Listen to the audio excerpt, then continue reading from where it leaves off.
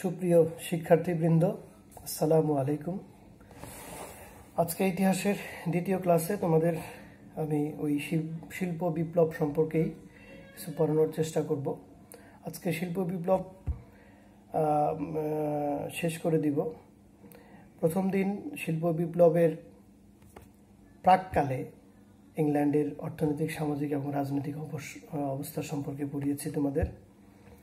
আজকে শিল্প বিপ্লবের পরবর্তী সামাজিক, অর্থনৈতিক এবং রাজনৈতিক জীবন ব্যবস্থা সম্পর্কে তোমাদের ধারণা দেওয়ার চেষ্টা করব।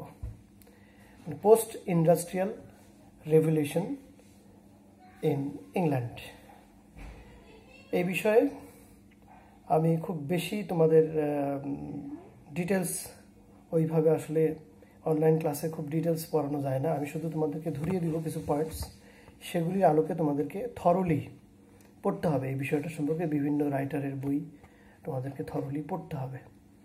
যাই হোক, আমি শিল্প বিপ্লবের পরবর্তী অর্থনৈতিক, সামাজিক এবং রাজনৈতিক ব্যবস্থা সম্পর্কে তোমাদেরকে আইডিয়া দেওয়ার চেষ্টা করব। প্রথম যে ফলাফল, আমরা শিল্প বিপ্লবের ফলাফলও বলতে পারি এটাকে, বা প্রভাব, ইংল্যান্ডের প্রভাব কী ছিল।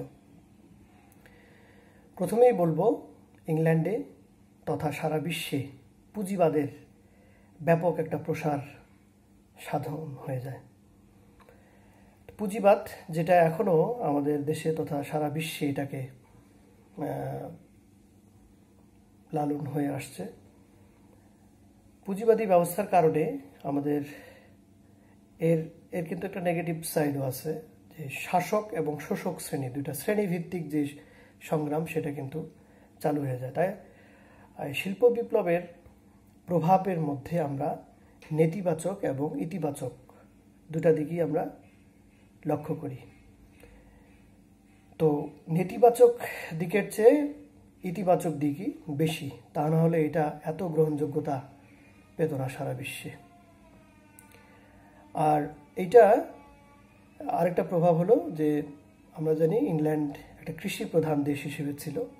এই কৃষি প্রধান দেশ শিল্প প্রধান দেশ হিসেবে রূপান্তরিত হয়, এবং এই শিল্প বিপ্লবের ফলে ইংল্যান্ডে কিন্তু নতুন নতুন শহরের সৃষ্টি হয়।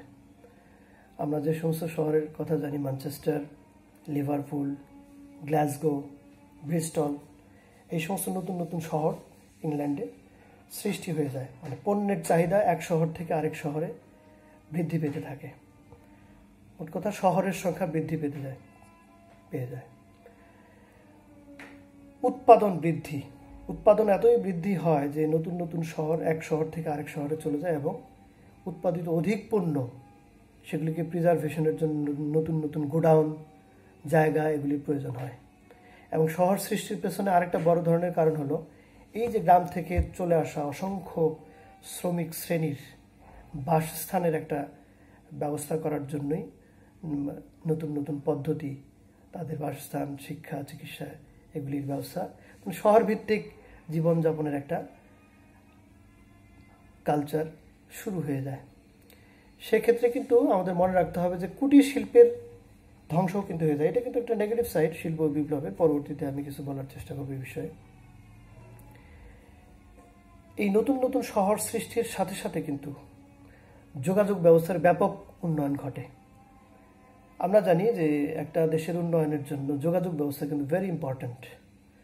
যোগাযোগ ব্যবস্থা, এই যে ধরো, আরেকটা উদাহরণ দিই তোমাদের, আমাদের দেশেই, যে আমাদের দেশের বিভিন্ন ধরনের পণ্য বিভিন্ন জায়গায় উৎপাদিত হয়। সে আমাদের এখন আম, রাজশাহী, চাঁপাইনবাবগঞ্জের যে আমটা, যদি যোগাযোগ ব্যবস্থা ঠিক না থাকতো, এই যে লকডাউন অবস্থা ছিল, গভর্নমেন্ট এটাকে মাথায় রেখেই এই আমের চাহিদা ঢাকা শহরে বা অন্যান্য শহরে পৌঁছানোর জন্য এই বিশেষ ট্রেনের ব্যবস্থা করেছে। এই জন্য উৎপাদিত পণ্য অন্য জায়গায় যদি ট্রান্সফার করা না যায়, তাহলে সেই উৎপাদিত পণ্যের কোনো মানে নেই, সেগুলি ইউজলেস, সেগুলি থেকে কোনো মুনাফা আসবে না। আরও ধরো, আমাদের উত্তরবঙ্গে প্রচুর কৃষিজ জিনিসপত্র, আলু, বেগুন, পেঁয়াজ, এগুলি উৎপাদিত পণ্য যদি যোগাযোগ ব্যবস্থার সংকটাপন্ন অবস্থার মধ্যে পড়ে, তাহলে এই সমস্ত জিনিস, উৎপাদিত পণ্য মানে চাহিদা মিটিয়ে এই অতিরিক্ত পণ্য পচে নষ্ট হয়ে যায়, সেগুলি অন্যান্য শহরে বা বিদেশে রপ্তানি করা সম্ভব। আমাদের এই যে রংপুরের হাড়িভাঙ্গা আম কিন্তু এখন শুধুমাত্র ঢাকা বা অন্যান্য শহরেই না, বাংলাদেশের মধ্যেই সীমাবদ্ধ না, এটা বিদেশেও রপ্তানি হচ্ছে। কাজেই উন্নত যোগাযোগ ব্যবস্থা একটা বড় ধরনের ইম্প্যাক্ট।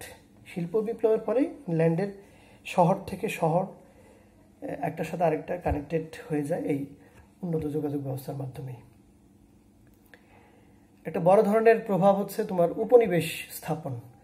আমরা দেখলাম যে ওই ঠিক মধ্যযুগ থেকে যখন আধুনিক যুগে রূপান্তর হয়ে গেল, শিল্প বিপ্লবের একটা মাধ্যম মধ্যযুগ থেকে আধুনিক যুগে রূপান্তরের, তৎকালীন সময়ে কিন্তু ইউরোপে ইংল্যান্ডের সাথে তোমার পর্তুগাল, স্পেন, নেদারল্যান্ড, ফ্রান্স এই সমস্ত দেশের পর্যটকরা কিন্তু এই আমাদের ভারতীয় উপমহাদেশ তথা এশিয়া এবং এশিয়ার অন্যান্য দেশ, আমেরিকা, আফ্রিকা, দক্ষিণ আমেরিকা, ল্যাটিন আমেরিকা এবং আফ্রিকার বহু দেশে তারা উপনিবেশ স্থাপন করে। কমপক্ষে 100 থেকে 150টা দেশ এই ইউরোপের এই দেশগুলি তাদের উপনিবেশ স্থাপন করে। কাজেই এটা একটা বড় ধরনের ইম্প্যাক্ট। জীবনযাত্রার মান উন্নয়ন ঘটে। শিল্প বিপ্লবের ফলে গ্রামে যারা ছিল তারা শহরে চলে আসে, তাদের জীবনযাত্রার মান বেশ উন্নত হয়। তাদের ছেলে মেয়েকে শহুরে অভ্যাস তৈরি করে এবং তারা যে শ্রমিক শ্রেণী যারা পরিশ্রম করছে, তারা মনে করছে যে তাদের ছেলে মেয়েদেরকে আর পরিশ্রম এভাবে করাবে না, তাদেরকে শিক্ষিত করে তুলবে, তাদেরকে স্কুলে পাঠানো বা লেখাপড়া শেখানো, এই ধরনের একটা কালচার তাদের মধ্যে কাজ করে। সেই জন্য জীবনযাত্রার মান অবশ্যই উন্নয়ন ঘটে। বুর্জোয়া শ্রেণীর উদ্ভব।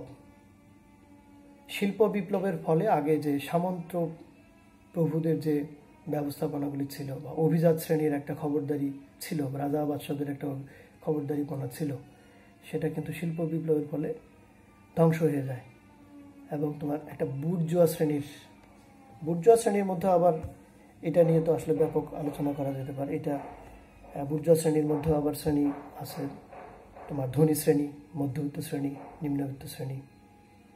যাই হোক, শিল্প বিপ্লবের এই প্রভাব জ্ঞান এবং শিক্ষা বিস্তারে আরও প্রচুর ভূমিকা রাখে এবং তোমার এই যে শিল্প বিপ্লবের ফলে যে উপনিবেশিক ব্যবস্থা সৃষ্টি হয়ে যায়, এই কারণে কিন্তু ইংল্যান্ডে এই যে যন্ত্রপাতি আবিষ্কার, আমি এর আগের ক্লাসেও বলেছি যে নতুন নতুন আধুনিক যন্ত্রপাতি আবিষ্কারের ফলে তোমার শিল্প কলকারখানায় ইংল্যান্ড এত উন্নত হয়ে যায় যে এই কারণে তোমার ইংল্যান্ডকে কিন্তু বলা হচ্ছে পৃথিবীর কর্মশালা, that is workshop in the world. যাই হোক, এর অনেক পজিটিভ সাইড আছে, কিন্তু সাইড বাই সাইড শিল্প বিপ্লবের ফলে তো নেগেটিভ সাইডও বেশ কয়েকটা আছে। তোমার এই যে শ্রমিক শ্রেণীর উদ্ভব হলো, তারপর সাথে সাথে পুঁজিবাদী ব্যবস্থার যে উদ্ভব হলো, পুঁজিবাদী ব্যবস্থায় কিন্তু পুঁজিপতিরা তাদের পুঁজি খাটিয়ে যে মুনাফাটা হচ্ছে, এটা কিন্তু শ্রমিক শ্রেণীর পক্ষেও যাওয়ার কথা, কিন্তু সেটা পুরোপুরি তাদের শ্রমিক শ্রেণীর পক্ষে যায় না, এটা ওই পুঁজিপতি শ্রেণীর কাছেই রয়ে যায়, সেটা আবার ফার্দার তারা ইনভেস্ট করে। এভাবে দেখা যাচ্ছে যে ধনীরা আরও ধনী হচ্ছে, গরিবরা আরও গরিব হয়ে যাচ্ছে। এই যে ডিসক্রিমিনেশন, এবং এই ডিসক্রিমিনেশনের কারণেই পরবর্তীতে আমরা কিন্তু দেখি যে সমাজতন্ত্রের বিশ্বে কিন্তু সমাজতন্ত্রের উদ্ভব। আমরা পরবর্তী যে কোনো ওই অধ্যায়গুলি নিয়ে, বলশেভিক বিপ্লব, লেনিনের সমাজতন্ত্র, রাশিয়ার সমাজতন্ত্র এবং এই শ্রেণীভিত্তিক সংগ্রাম দীর্ঘদিনের ফলেই কিন্তু আমরা 1789 সালে ফরাসি বিপ্লব নামে ফ্রান্স রেভলিউশন, যেটা সেখানে আমরা দেখতে পাই। আমি পরবর্তী ক্লাসগুলিতে এই বিষয়গুলি নিয়ে আলোচনা করব। তবে নেগেটিভ সাইডগুলির মধ্যে আরও দু একটা কথা না বললেই নয়। কুটির শিল্পের ধ্বংস। তোমার শিল্প বিপ্লবের আগে কিন্তু কুটির শিল্পের একটা, গ্রামে গঞ্জে কুটির শিল্পের একটা ব্যাপক চাহিদা ছিল, সেগুলি নিয়ে তাদের ব্যস্ততা ছিল। এই কুটির শিল্প কিন্তু পুরোপুরি ধ্বংস হয়ে যায় এবং বিভিন্ন পেশাজীবী মানুষ, যেমন জেলে, কামার, কুমার, তাঁতি, সবাই কিন্তু শ্রমিক শ্রেণীতে পরিণত হয়ে যাচ্ছে এবং গ্রামগুলি শ্রীহীন হয়ে যাচ্ছে। গ্রাম শ্রীহীন হয়ে যাচ্ছে, শহরে প্রচুর মানুষের বসবাস শুরু হয়ে যাচ্ছে। এবং শহরে কিন্তু এত মানুষের সংকুলন না হওয়ার কারণে এই যে গরিব শ্রমিক শ্রেণী, তাদের বাসস্থানের সুব্যবস্থা কিন্তু হয় না। তারা এই ড্রেনের উপর বস্তির মতো, ঢাকা শহরে তোমরা দেখে থাকবে যে শহরের পাশেই বড় বড় অট্টালিকার পাশেই ছোট ছোট খুপড়ি, টিন শেড, বস্তা ছালার পেঁচিয়ে ঘর করে তারা থাকতে, নিচে ড্রেন, মশা মাছি, পানির ব্যবস্থা নেই, ভালো খাবারের ব্যবস্থা নেই। ওখানে থেকেই তারা তাদের দিনানিপাত করে। তো these are the negative sides.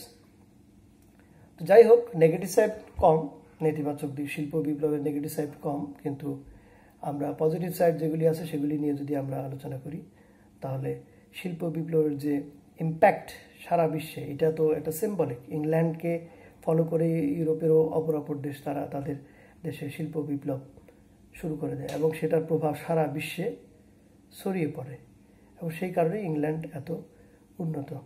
তো যাই হোক, আমি খুব বেশি এই বিষয়গুলি নিয়ে আর বেশি কথা বলবো না। আর শিল্প বিপ্লব মোটামুটি আমি এর আগের ক্লাসে শিল্প বিপ্লব পূর্ববর্তী অর্থনৈতিক, সামাজিক, রাজনৈতিক অবস্থা সম্পর্কে বলেছি।